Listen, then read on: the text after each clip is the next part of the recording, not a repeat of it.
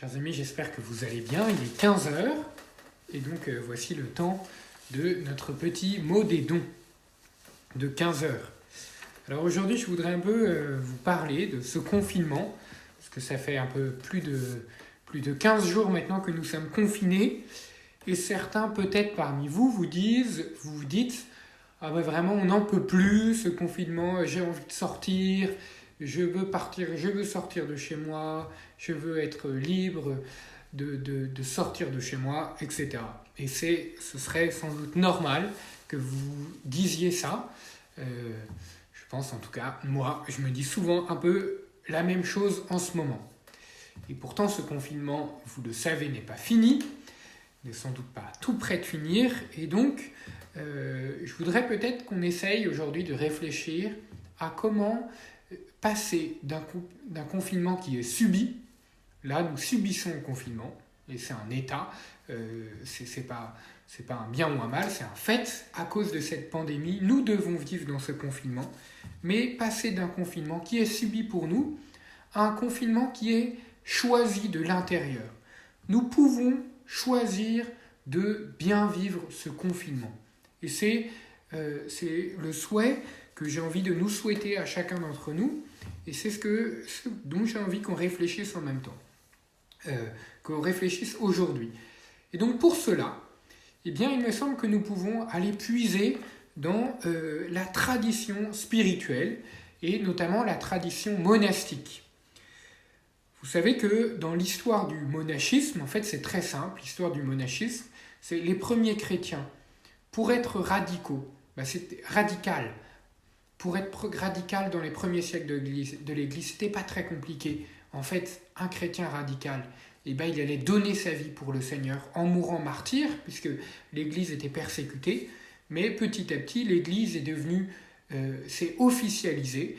L'Église est devenue dominante et donc a été reconnue, a été instituée, même a été instituée religion d'État. Et alors ceux qui voulaient vivre radicalement la vie évangélique, la vie selon l'Évangile, se sont dit « il faut que nous nous retirions au désert, il faut que nous vivions en ermite, dans des ermitages, pour pouvoir vivre de la radicalité évangélique. » Et donc c'est comme cela, petit à petit, qu'est née la vie monastique. Et donc avec plusieurs règles. D'abord le premier moine, saint Antoine du désert, en Égypte, qui était ermite, et petit à petit, on en est arrivé à la grande règle de saint Benoît, la règle de saint Benoît qui a comme modelé tout notre Occident chrétien, qui a été modelé par tous les monastères bénédictins qu'on avait partout en France. Et donc dans ces monastères, notamment dans la règle bénédictine, les bénédictins font ce qu'on appelle le vœu de stabilité. Donc en plus des vœux connus de pauvreté, de chasteté et d'obéissance, ils promettent de vivre toute leur vie au même endroit. Autrement dit, si on veut être clair, ils font un vœu de confinement, mais de confinement volontaire. Donc qui n'est pas un confinement subi, mais qui est un confinement choisi. Ils choisissent de se confiner toute leur vie au même endroit. Alors vous voyez, quand on regarde ça, on voit que ça c'est complètement à l'opposé de ce que nous propose le monde aujourd'hui. Un monastère, c'est un endroit où la personne choisit de vivre toute sa vie au même endroit. Alors qu'aujourd'hui, une vie accomplie, une vie bien vécue selon le monde, c'est une vie où on a pu vivre le plus d'expériences possible, dans le plus de pays possible. Voilà, une vie accomplie, une vie professionnelle accomplie, c'est quelqu'un qui a vécu plein d'expériences différentes. La vie monastique, c'est de vivre toujours avec les mêmes personnes. Un moine, il rentre dans un monastère, il voit le moine qui rentre avec lui, il sait que toute sa vie, jusqu'à la fin de ses jours, il vivra avec les mêmes personnes. Vous voyez, c'est complètement à l'opposé de ce que nous propose le monde. Le monde veut nous faire vivre des rencontres toujours différentes, veut nous faire changer, veut nous faire oublier ce que c'est que la fidélité dans le mariage, dans l'amitié. Eh bien, la vie monastique, c'est tout le contraire. C'est vivre tous les jours avec les mêmes personnes.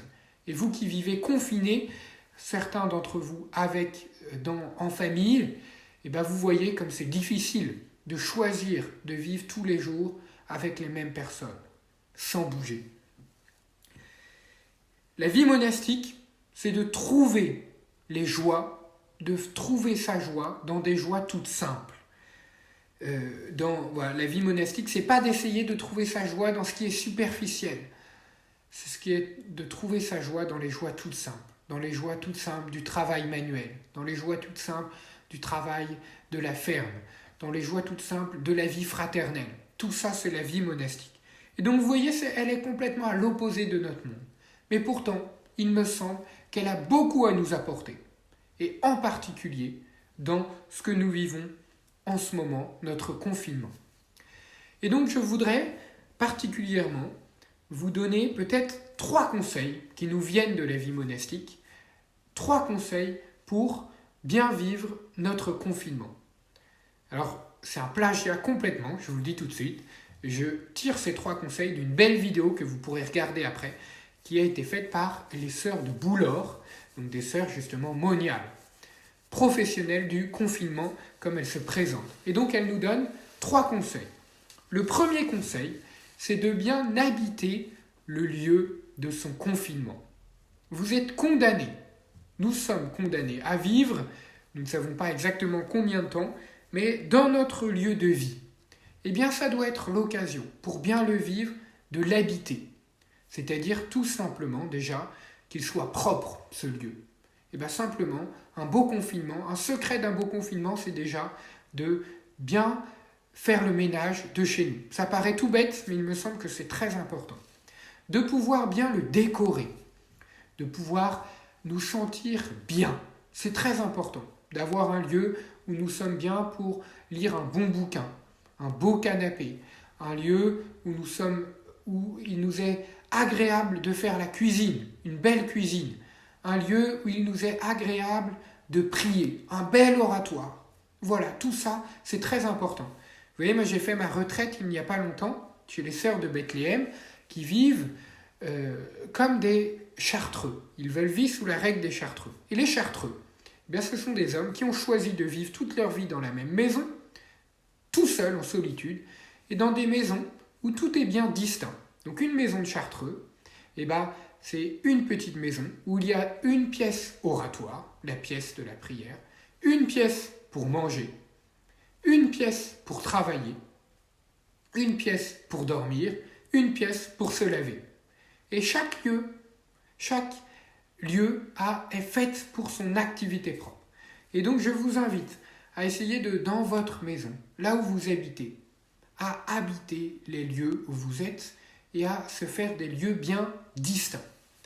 Voilà donc pour les premiers conseils, c'est bien habiter son lieu de vie. Deuxième conseil, donc le premier conseil c'est sur l'espace, deuxième conseil c'est sur le temps.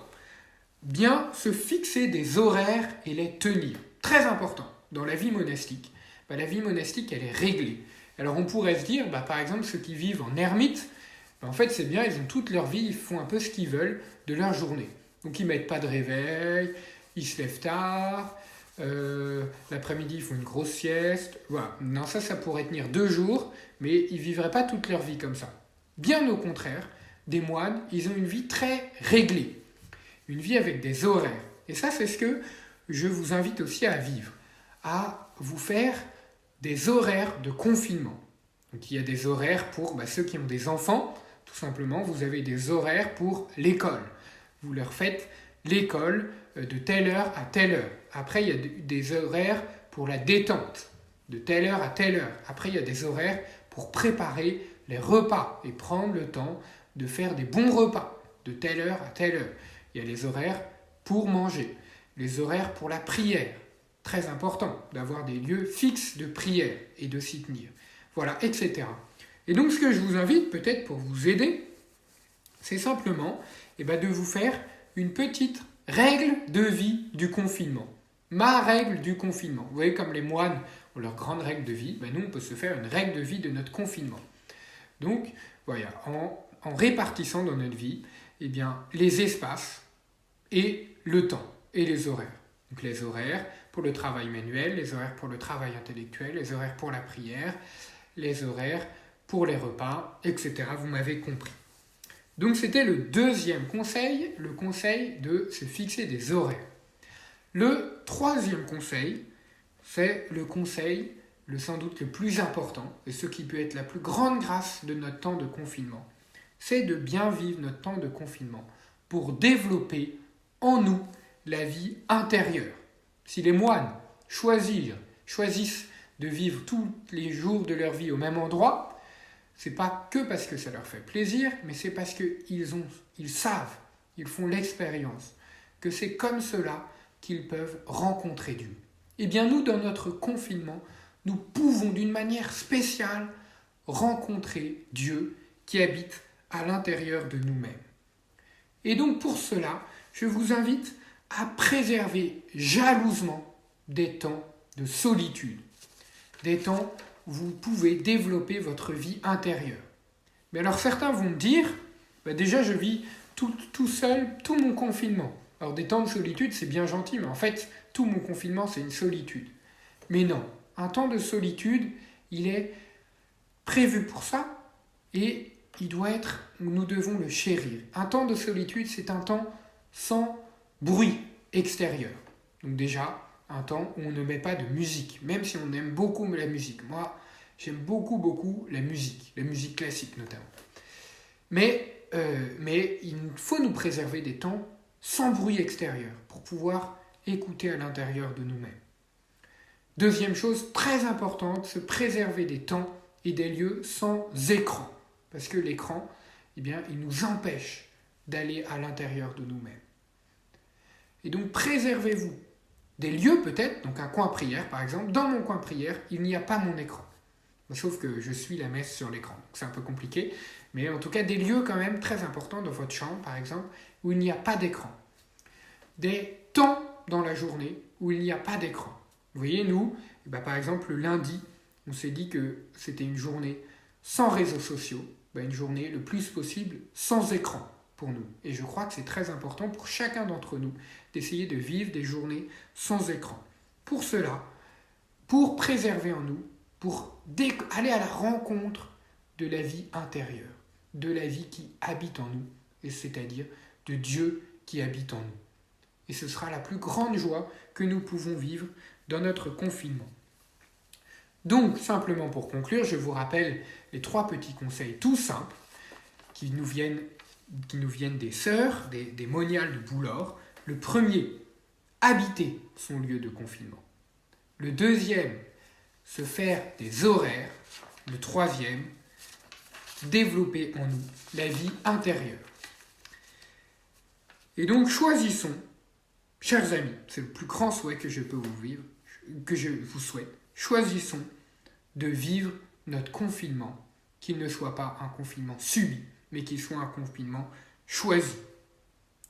Et donc mon espérance, à moi, c'est que notre confinement, à nous tous, ça puisse être un lieu où nous puissions découvrir les joies de la vie intérieure. Ce serait tellement beau. Et donc 2 pistes de réflexion pour pouvoir un peu approfondir ce que je viens de dire. Vous pouvez donc bien sûr aller voir la belle vidéo des Sœurs de Boulor. Donc sur Facebook, vous tapez Sœurs de Boulor et vous trouverez. Et vous pouvez, alors s'il y en a d'autres, des courageux, lire aussi des règles monastiques, et notamment la règle de Saint-Benoît. Ce bête, je ne l'ai pas pris là, je l'ai laissé au centre, Jean 23. Sinon, je vous l'aurais montré, mais c'est un tout petit livre, mais qui est très instructif, qui est bien qu'écrit au 7e siècle, et peut nous parler encore aujourd'hui. Donc, je vous propose de finir ce petit temps par nous confier à la Vierge Marie, confier chacun nos lieux de confinement. En tout cas, je prierai pour vous tous qui m'avez écouté et pour tous les paroissiens de Mézieux, Jonjonage et Pusignan, pour qu'ils puissent découvrir la vie intérieure pendant ce temps de confinement. Je vous salue Marie, pleine de grâce. Le Seigneur est avec vous. Vous êtes bénie entre toutes les femmes, et Jésus, le fruit de vos entrailles, est béni. Sainte Marie, Mère de Dieu, priez pour nous pauvres pécheurs, maintenant et à l'heure de notre mort. Amen. Notre-Dame de Fourvière, priez pour nous. Notre-Dame de Fourvière, priez pour nous. Notre-Dame de Fourvière, priez pour nous. Je termine en disant que le lien pour aller voir les vidéos des Sœurs de Boulor a été mis en commentaire, donc vous pouvez aller la voir. À très bientôt, donc ce soir nous nous retrouvons pour le temps de prière à 17h30. Au revoir.